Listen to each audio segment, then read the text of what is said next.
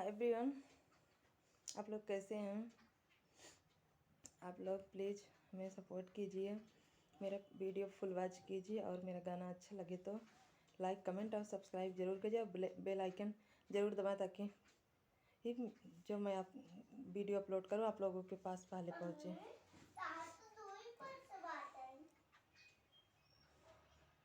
मैं आप लोगों को एक झूमर गीत सुनाने जा रही हूँ, बहुत अच्छा गीत। प्लीज़ वीडियो पूरा देखिएगा। निर्मोहिया ये बालम हमरा के सवतिन ना लैया हो, मोरे निर्मोहिया बालम हमरा के सवतिन ना लैया हो, मोरे निर्मोहिया बालम छोड़ी के साथ जिनी जाया हो, मोरे निर्मोहिया बालम छोड़ी के साथ जिनी जाया हो, मोरे निर्मोहिया बालम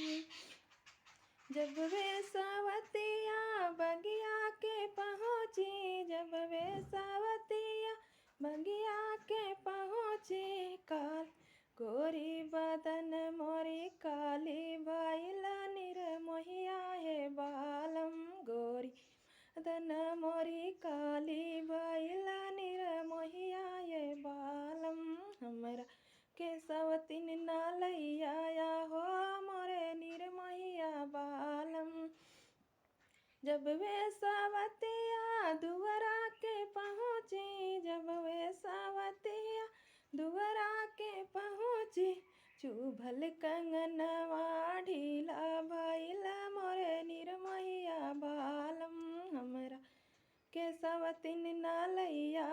हो, मोरे निर्मोहिया बालम छोड़ी के साथ जिनी जाया हो, मोरे निर्मोहिया बालम छोड़ी के साथ जिनी जा